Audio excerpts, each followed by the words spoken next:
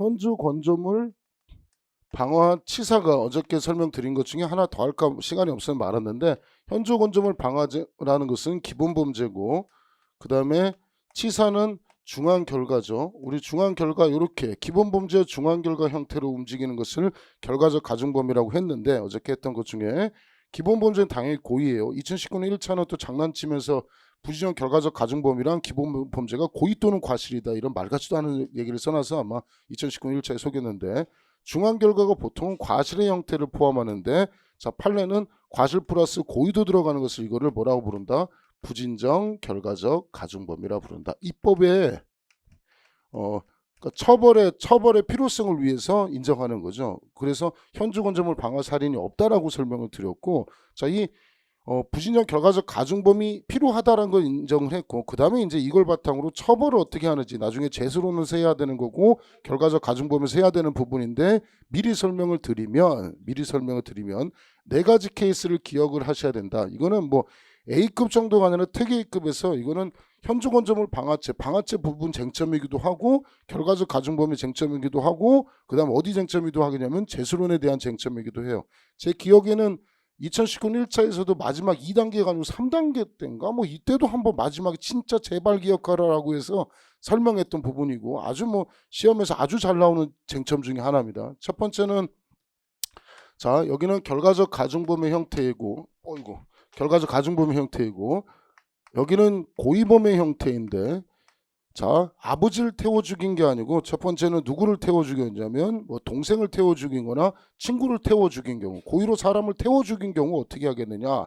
일단은 결과적 가중범위 현주 건조물 방화 치사가 성립하는 것은 기본이고, 사람을 고의로 태워 죽였으면 무슨 죄가 될 수 있냐면 살인죄라는 범죄가 될 수 있죠. 맞죠? 여기까지. 자, 그러면 두 개 중에 어떤 범죄가 성립하고 어떻게 처벌할 것인지가 쟁점인데, 일단 이 부분은 법정형을 외우셔야 됩니다. 현주 건조물 방화치사는 사형무기 7년 이상의 유기징역이고, 살인죄는 사형무기 5년 이상의 유기징역이에요. 그래서 이 두 개 중에 결과적 가중범위 중할 때는 뭐만 성립하냐면 결과적 가중범만 성립하고 이걸로 처벌하면 돼요. 그래서 요거를 무슨 관계라고 부르냐면, 결과적 가중범위 중할 때를 이거를 특별관계라고 불러요. 흡수관계가 아니고 특별관계라고 불러요. 특별관계는 이런 거예요. 나중에 재수론에도 설명하겠지만, 사람을 찔러 죽이면 살인죄죠. 아버지를 찔러 죽이면 존속살해죄죠. 근데 아버지를 찔러서 죽이는 것은 사람을 죽이는 것도 되니까 살인죄도 되고 존속살해죄도 둘 다 될 것처럼 보여요. 그죠? 사람 찔러 죽이고 아버지 찔러 죽였어요. 아버지니까. 자, 그래도 살인죄는 따로 성립하지 않고 중한범죄인 뭐만 성립하냐면 존속살해죄만 성립하는 것을 뭐라 부르냐면 특별관계라고 부르는 거예요. 흡수관계는 칼로 빡 찔렀어요. 아우 아프다. 칼로 치면 살인죄죠. 옷도 찢어지죠. 그럼 손괴가 살인에 흡수된다, 이렇게 얘기하는 거고, 그거 좀 다른 쟁점이니까 흡수관계라 쓰면 틀려요. 요것도 하나 더 쟁점이 하나 더 있는 거고, 여기까지 알면 최고 난이도까지 쟁점을 하는 겁니다. 자, 두 번째는 사람을 태워 죽이는데, 사람 중에 누구를 태워 죽이냐면 부모를 태워 죽이는 거예요. 그런 새끼들이 있어요. 그런 새끼도 있습니다. 자, 이때는 부모를 태워 죽이면 현주 건조물 방화치사죄도 되고 존속살해죄도 성립할 것처럼 보여요.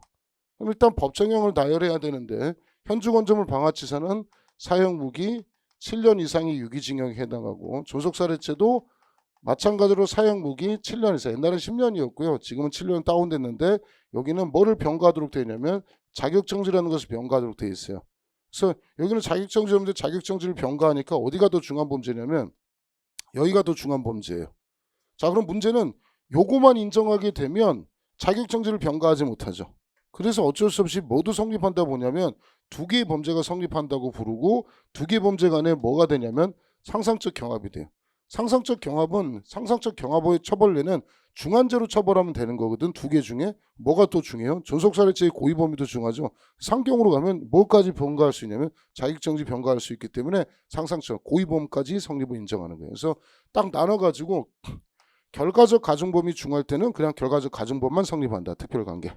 결과적 가중범보다 고의범의 법정형이 중할 때는 두 개 범죄의 무슨 경합이다? 상상적 경합이다. 두 개 범죄가 둘 다 성립한다. 이해되죠? 무슨 얘기인지. 자, 세 번째는 2018년도 다 나왔던 거예요. 이거하고 이거 다 나왔던 쟁점들이 2018년도 아주 도배를 했던 1, 2, 3차 다 나오는 쟁점 중에 하나입니다. 자, 이번에는 태워 죽입니다. 이번에도 마찬가지 태워 죽이는데 누가 고의로 태워 죽이느냐? 강도가 사람을 태워 죽입니다. 강도가 사람을 태워 죽이면 강도라는 범죄도 성립하고 고의로 저지른 범죄이기 때문에 강도 뭐가 되는 거냐면 살인죄라는 범죄가 성립하는 거예요. 자, 그럼 계산해 보면 현주건조물 방화치사는 사형무기 7년 이상의 유기징역. 그죠? 그 다음에 강도살인죄는 사형 또는 무기예요. 이거 잘못 생각해서 이게 더 중하다 그러면 진짜 다 이게 사형무기 7년 3개고 2개예요. 이게 더 중하면 뒤져버려 진짜.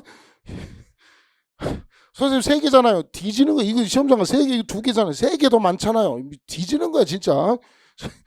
알겠지? 지금 말도 안 되는 소리지. 어떤 게 훨씬 더 중한 범죄? 말도 안 돼. 이게 당연히 중한 범죄지. 이건 유기징역도 가능하지만 온리 이거는 뭐야? 사형하고 무기급밖에 안 되잖아. 유기징역 선택이 안 되는 거야. 그러니까 이게 훨씬 더 중한 범죄야. 이 새끼가 더 나쁜 새끼야. 강도살인한 새끼가.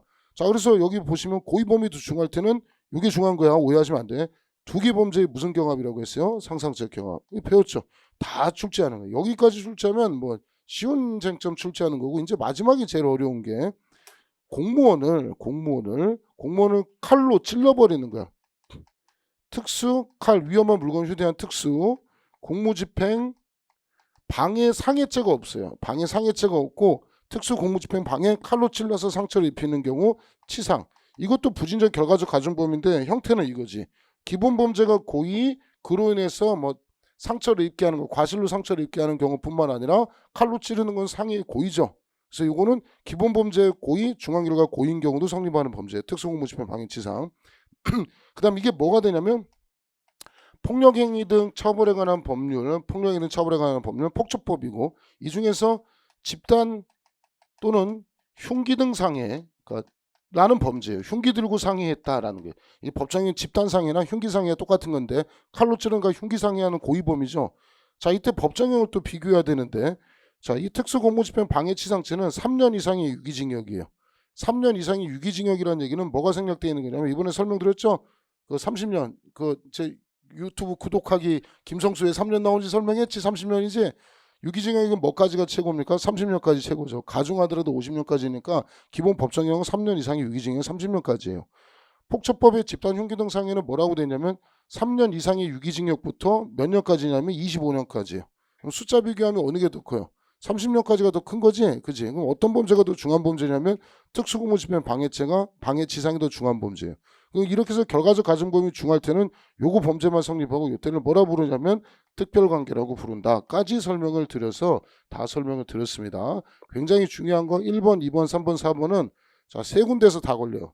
그래서 방화죄도 걸리고 그 다음에 결과적 가중범위에서도 걸리고 나중에 재수론에서도 걸리는 세 군데에서 다 걸리는 부분이기 때문에 어디서 출제해도 돼요. 결과적 가중범위에서 출제하면 총론 문제고 재수론에서 출제하면 또 총론 문제고 그 다음에 방화죄에서 출제하면 요거는 강론 문제가 되는 세 군데 다 걸치는 부분이기 때문에 제가 결과적 가중범위 설명을 다 드렸어요. 됐죠? 자, 그 다음에 어저께 설명할까 하다 말았는데 중요한 판례 설명을 하면 은봉암 사건이 하나 있어요. 은봉암 사건. 자, 은봉암 주지에 자, 요렇게 집이 이렇게 되어 있었는데 자, 이 은봉암 주지의 원한을 맺고서는 여기 가서 불질러서 가서 주지를 따지러 갔는데 주지는 없었고 와이프하고 애 하나 있었고 반대방에 애들 둘이 이렇게 있었어요. 그래서 뭐 했냐면 봤는데 아는 사람이 들어오니까 와이프가 눈 떴겠지. 누구야 이렇게 떴어요. 그래서 자기는 범죄 저지러 왔다가 그래서 그냥 가지 않고 어떻게 하냐면 뭐 야구 방망이 절구통 같은 경우로 머리를 내려치고 기절시켜서 안에 집어넣었어요. 다시. 그 다음에 여기로 불로 태워서 죽였어요. 자, 그럼 여기는 사람을 자기 아버지 죽인 게 아니죠. 사람 불태워 죽이면 아까 살인죄의 관계에서는 뭐가 성립하냐면 현주건조물 방화치사죄가 성립하죠. 그래서 이쪽 방 태워 죽인 거는 현주건조물 방화치사예요. 뭐 이거는 뭐 우리 앞에서 보면 부진적 결과적 가중범인데 문제는 불 피운 게 여기만 불탄 게 아니고 옆방까지 불탔어요. 옆방까지 불타니까 얘들이 밤에 콜록콜록 하면서 기어 나왔겠죠. 문을 기어 나왔죠. 그러니까 그걸 보고 여기 있는 범인이 반대쪽으로 가가지고 문을 막았어요. 문을 막아서 여기 표현이 이런 표현이 나와요. 뭐 제가 쓰는 표현이 아니고 문을 막아서 죽게 해서 사람을 태워 죽였다고 해서 어떤 표현이 나오냐면 소삭해 했다라는 표현이 나오는데 이게 불로 태워 죽인 거예요. 이 표현이 나오면 여기 소삭해 했다 그러면 이건 무슨 사건이라고 기억하시면 되냐면 이거 은봉암 사건이구나라고 기억하시면 되고, 쟁점은 두 개예요. 여기는 쉬워요. 이쪽 사람 태워 죽인 거는 현주건조물 방화치사죄가 성립하고, 여기 태워 죽인 게 무슨 죄냐. 처음부터 얘들을 태워 죽일 생각은 없었거든. 그래서 이 부분에 대한 쟁점이 일단은 불 지르는 거니까 현주건조물 방화죄는 하나 성립합니다. 이건 성립합니다. 자, 그 다음에 불태운 거는 설명을 했고, 가로막은 행위는 또 무슨 행위냐. 살라고 나온 거를 가로막아서 죽게 하는 게 뭐냐. 이건 살인이잖아. 살인이잖아. 그지? 이거는 별도로 살인죄가 성립하는 것이고, 행위가 몇 개인지, 하나의 행위냐 두 개 행위냐 보면 불 지르는 거 하나고 밖으로 기어 나오는 거 막았으니까 이거 몇 개 행위로 봐야 되냐면 두 개 행위로 봐야 되죠. 그래서 이 둘 간의 범죄의 재수관계는 무슨 경합이 되냐면 실체적 경합관계에 있다. 그래서 은봉암 사건에서 쟁점은 두 개. 자, 불태워 죽인 거는 현주건조물 방화치사, 가로막아서 소삭해서 태워 죽인 거는 현주건조물 방화죄와 살인죄의 무슨 경합이다? 실체적 경합이다까지 설명을 드리면 나중에 우리 해야 되는 쟁점을 다 설명을 드렸습니다. 그럼 방안은 다 설명이 드렸고요.